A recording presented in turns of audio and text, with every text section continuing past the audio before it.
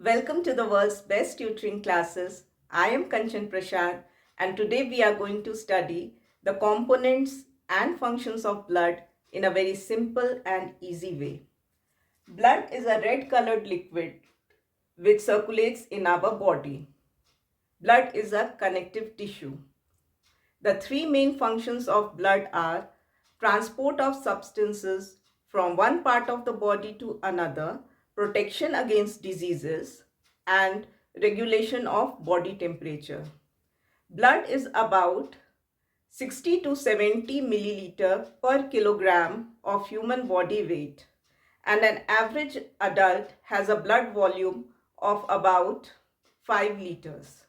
Blood is formed in the bone marrow from the cells called stem cells.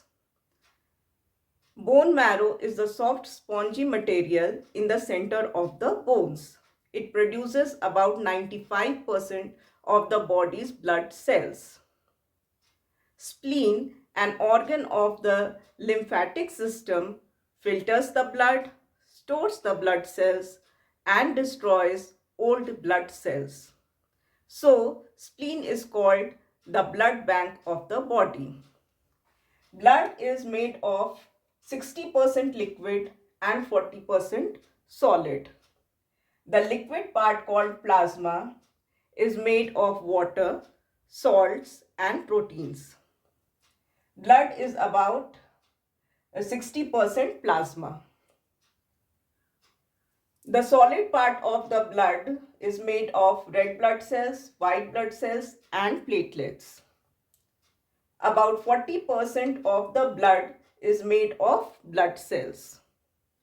So there are four main components of the blood: plasma, red blood cells, white blood cells and platelets. Plasma is a pale yellow colored, clear, sticky and transparent liquid containing 90% water. The remaining 10% liquid is mostly proteins and small amounts of other dissolved materials. Plasma carries carbon dioxide, proteins, glucose, urea, minerals and hormones from one part of the body to another. Blood plasma is basic in nature, so the pH of blood is 7.54. Red blood cells, white blood cells and platelets are immersed in this liquid called plasma. The next component of the blood is red blood cells or RBC. This is also known as erythrocytes. Red blood cells are small, biconcave, dish-shaped cells without nucleus. They are formed in the bone marrow. Their lifespan is of 120 days. Red blood cells are red in color because of the presence of red-colored pigment called hemoglobin within them. Hemoglobin of the red blood cells carry oxygen in the form of oxyhemoglobin. Please remember here that RBC or hemoglobin do not carry carbon dioxide. Carbon dioxide is transported by plasma of the blood in dissolved form. The work of RBC is to carry oxygen to every cell of the body and to maintain the body temperature. The next component of the blood is white blood cells or WBC.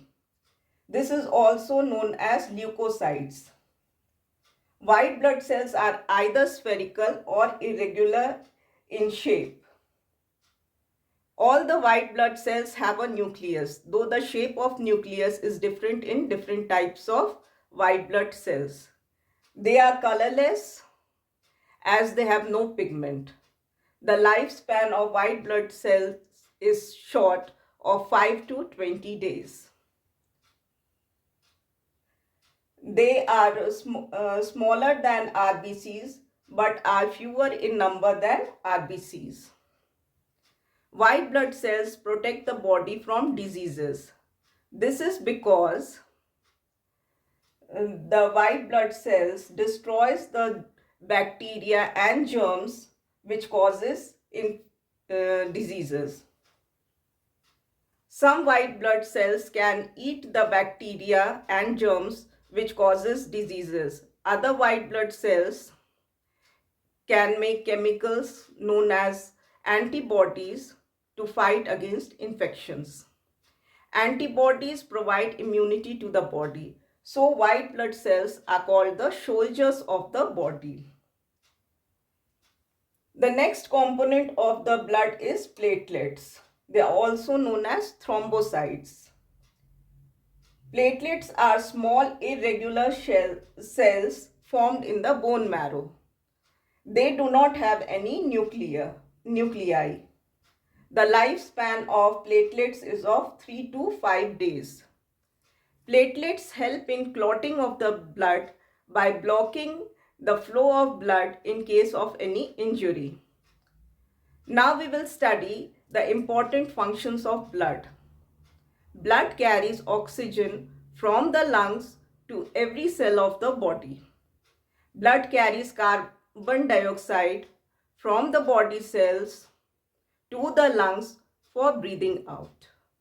Blood carries digested food from the small intestine to all the parts of the body.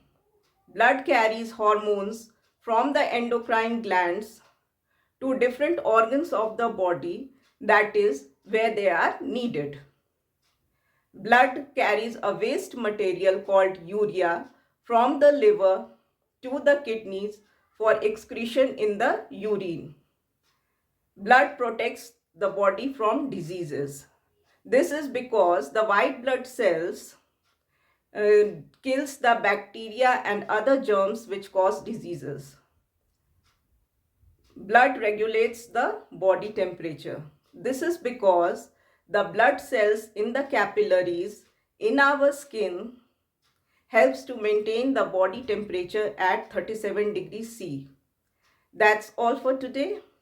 Hope your learning was made simple and easy. Please like, share, comment and subscribe my channel. Thank you and have a nice day.